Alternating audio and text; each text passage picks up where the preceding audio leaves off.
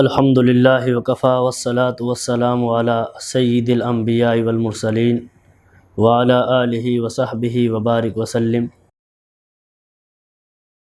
اما بعد فاعوذ باللہ من الشیطان الرجیم، بسم اللہ الرحمن الرحیم۔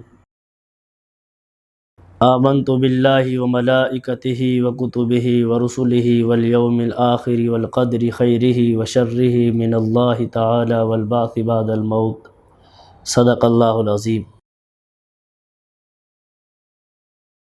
سامعین ذی وقار، آج کے اس نشست کے اندر ایمان و کفر کی حقیقت کے اوپر چند ایک معروضات رکھوں گا کہ ایمان کسے کہتے ہیں اور کفر کسے کہتے ہیں۔ ویسے تو دونوں الفاظ، دونوں جو باتیں ہیں وہ واضح ہیں۔ ایمان کا مطلب ہے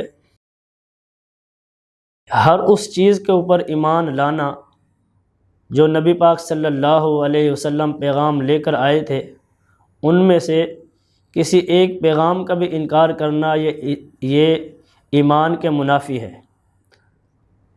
اور کفر جو ہے ان باتوں کا انکار کر دینا جو آپ لے کر آئے تھے، کفر اس چیز کو کہا جاتا ہے۔ مثال کے طور پر جو ہماری ایمان کے اندر بنیادی شرط ہے کہ کلمہ طیبہ کا پڑھنا، اس کے اندر اللہ تعالیٰ کی ذات کا اقرار کرنا کہ اشہد ان لا الہ الا اللہ و اشہد ان محمدً عبدہ و رسولہ، اس چیز کے اوپر انسان کا زبانی بھی اقرار کرنا اور دل سے بھی تصدیق کرنا، اس چیز کا نام ایمان ہے۔ جیسے آمنت باللہ کہ میں ایمان لاتا ہوں اللہ تعالیٰ پر، وملائکتہ اور اللہ تعالیٰ کے فرشتوں پر۔ اللہ تعالیٰ کی ذات پر ایمان لانے کا مقصد یہ ہے کہ اللہ تعالیٰ کو ایک جاننا، اللہ تعالیٰ کے ساتھ کسی کو شریک نہ ٹھہرانا۔ اگر انسان نے اللہ تعالیٰ کے ساتھ کسی بھی اللہ کی صفت کے اندر کسی اور ذات کو اس نے شریک کر لیا تو گویا کہ یہ توحید سے انکار کر رہا ہے، توحید کا منکر ہے۔ توحید کے اندر جب انکار آ گیا تو سمجھ لو کہ یہ اللہ تعالیٰ کے اوپر ایمان کامل طریقے سے نہیں رکھ رہا۔ جس طرح کہ وہ اہل کتاب کہتے تھے اہل ایمان سے کہ تم بھی ایمان لے آؤ اس چیز کے اوپر جس کے اوپر ہم لاتے ہیں، یعنی وہ کہتے تھے کہ ہم جس طرح آپ جیسے اللہ تعالیٰ کے اوپر ایمان رکھتے ہیں ہم بھی رکھتے ہیں، بس اس کے بعد وہ کچھ اپنی شرائط منوانا چاہتے تھے کہ آپ جو بت ہیں، جو دوسری چیزیں ہیں، وہ اہل کتاب کے مذہب کے مطابق وہ جو عقیدہ تھا ان کا تثلیث کا، اس کی طرف ان کا اشارہ تھا کہ آپ ان چیزوں کو بھی بیچ میں شامل کر لیں، ہم بھی اللہ تعالیٰ کو ایک ماننے میں آپ کے ساتھ ہیں، یعنی کہ توحید کے اندر ہم آپ کے ساتھ مشترک ہیں، آپ بھی توحید کے قائل ہیں ہم بھی توحید کے قائل ہیں۔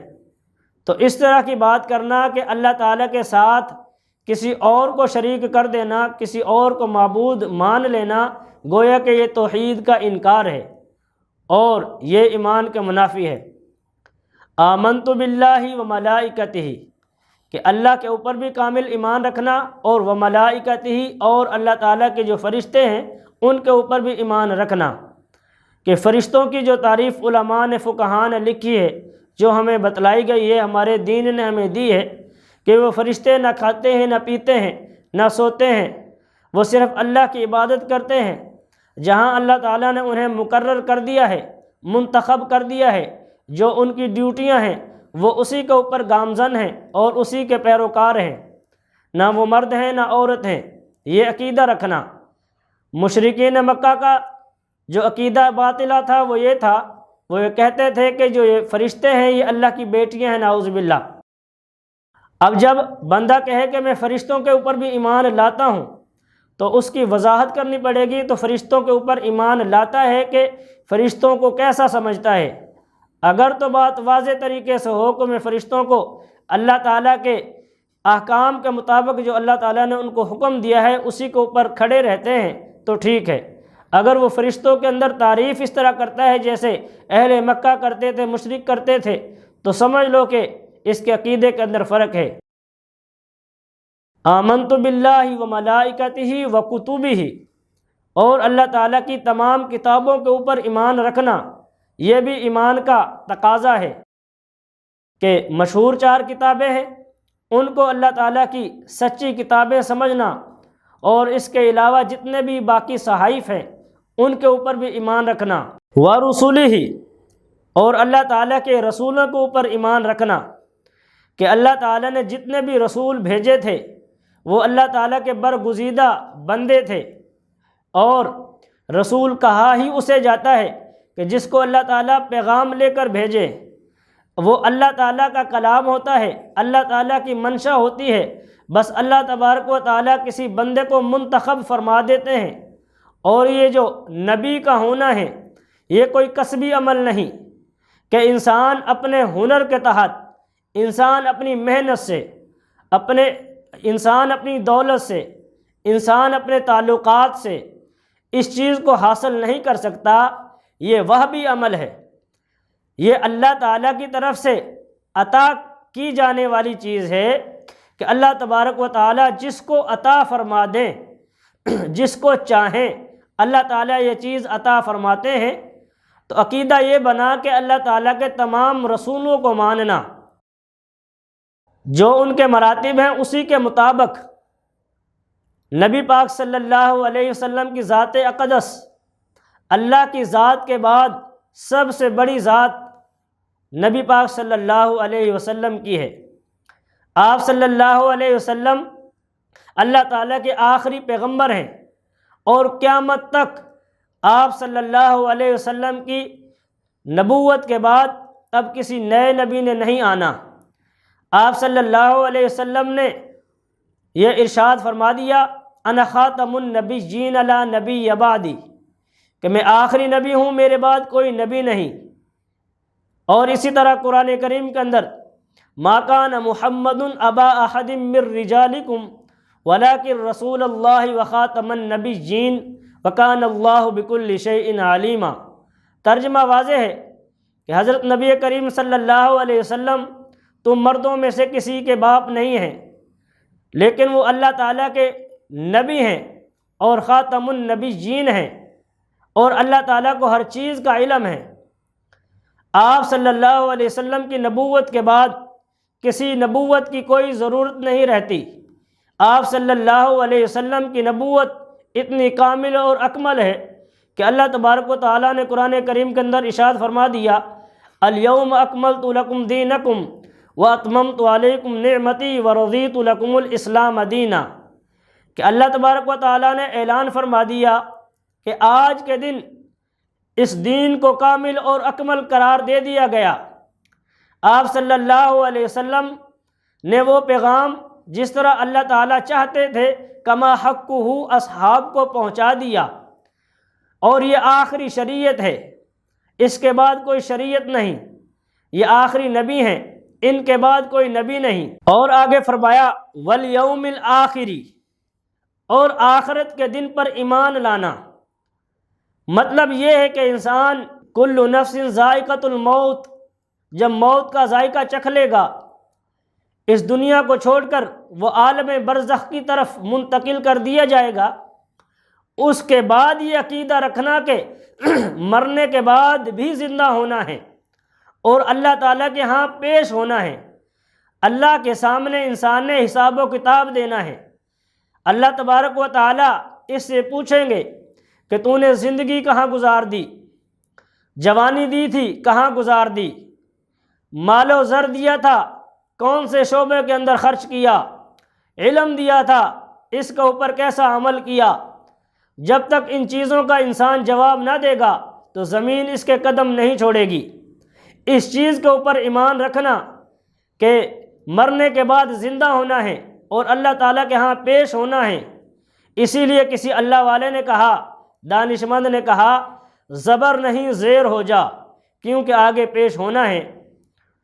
تو مرنے کے بعد جب انسان حق تعالیٰ کی بارگاہ کے اندر کھڑا ہوگا تو اس سے کہا جائے گا، اس کا اعمال نامہ اس کو دیا جائے گا، اقرأ کتابک کفیٰ بنفسک اليوم علیک حسیبا، کہ اپنے اس رجسٹر کو پڑھ لے، آج کے دن یہ تیرے حساب و کتاب کے لیے کافی ہے۔ آیا کہ تو اللہ کے احکام کے مطابق زندگی تو نے بسر کی یا اس سے ہٹ کر کی؟ اب یہ جو تو نے کیا پوری زندگی کے اندر یہ تیرے لیے کافی ہے۔ اگر سیدھے ہاتھ کے اندر اس کا یہ اعمال نامہ دے دیا گیا تو سمجھ لو کہ اس کو اشارہ دیا گیا کہ تو اللہ تعالیٰ کے ہاں مقبول بندہ ہے، اور اللہ تعالیٰ نے تیرے اوپر کرم کر دیا ہے اور اپنا فضل کر دیا ہے۔ بات تو اسی وقت بننی ہے کہ جب رب کریم اپنا فضل فرماویں۔ ایسا نہیں ہو سکتا کہ ہم اپنے اعمال کی بدولت اس جنت کے اندر چلے جائیں جو اللہ تعالیٰ نے ہمارے لیے سجائی ہے۔ یہ تو اللہ تعالیٰ کا کرم ہوگا، اللہ کا فضل ہوگا، اللہ کی عنایت کے ساتھ انسان کو یہ چیز دی جائے گی۔ جس طرح ایک لوہے کے اوپر زنگ لگ جاتا ہے تو اس لوہے کے زنگ کو ختم کرنے کے لیے اس کو آگ کے اندر ڈالا جاتا ہے، اسی طرح سونا جب اس کو پگھلایا جاتا ہے تو اس کے اندر سے کھوٹا اور کھرا واضح ہو جاتا ہے۔ جب انسان اس میدان کو ہار گیا تو پھر اللہ نہ کرے اس آگ کے اندر اس کو جانا پڑے گا کہ جہاں انسان کے جو گناہوں کا زنگ ہے اس کے اوپر وہ اترے گا، اور وہ اترنے کے بعد انسان قیمتی بنے گا، اپنے گناہوں کی جو سزا ہے اس کو بھگت کر اس کے بعد سزا کاٹنے کے بعد یہ جنت کے اندر پہنچے گا۔ تو خلاصہ کیا ہوا کہ آخرت کے دن پر ایمان لانا، کہ آخرت کا دن بھی ہے، مرنے کے بعد اللہ کے ہاں پیش ہونا ہے اور اللہ تعالیٰ سے سوال و جواب اللہ تعالیٰ فرماویں گے۔ اس کے اندر انسان خود واضح ہو جائے گا کہ یہ کس کیٹیگری کے اندر ہے، آیا کہ یہ کامیابوں میں ہے یا ناکاموں میں ہے۔ والقدر خیرہ و شرہ، اور اسی طرح ایمان لانا جو چیز مقدر میں ہے وہ اللہ تعالیٰ کی طرف سے ہے، چاہے وہ خیر ہے چاہے وہ شر ہے۔ اب انسان کہے کہ جو کوئی اچھائی ہو تو وہ انسان اپنی طرف اس کی نسبت کر لے، اور برائی ہو تو وہ کسی اور کی طرف نسبت کر دے، ایسا نہیں ہو سکتا۔ جو مخلوق سراپا شر ہے وہ شیطان ہے، جو سراپا خیر ہے وہ فرشتے ہیں، اور جو ان دونوں کے درمیان میں ہے وہ حضرت انسان ہے۔ کہ جو سراپا شر وہ شیطان، جو سراپا خیر وہ فرشتے، اور جو ان دونوں کے درمیان میں وہ کیا ہے؟ حضرت انسان۔ انسان کے اندر اللہ تبارک و تعالیٰ نے فطری طور کے اندر گناہ کا مادہ بھی رکھا ہے اور نیکی کا مادہ بھی رکھا ہے۔ انسان کو چاہیے کہ نیکی جو ہے اس کو ظاہر کرے اور اسی پر عمل کرے۔ اللہ تعالیٰ نے وَہَدَيْنَاهُ النَّجْدَيْنِ، دو گھاٹیاں انسان کو دکھا دی، وہ ان میں سے ایک گناہ کی طرف ہے اور ایک نیکی کی طرف ہے۔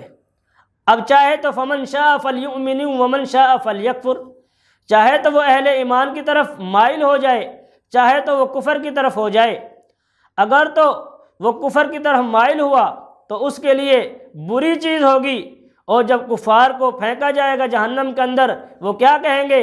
وَيَقُولُ الْكَافِرُ يَا لَيْتَنِي كُنْتُ تُرَابًا، ہائے کاش، یہ جو افسوس کی آہ بھر رہا ہے اس وقت اس کا کوئی فائدہ نہیں ہوگا۔ یہ اہل ایمان کو اللہ تعالیٰ نے قرآن نازل کر کے سارا کچھ بتلا دیا کہ آپ کے لیے یہ راستے ہیں، یہ اچھائی والے ہیں، اور یہ راستے برائی والے ہیں۔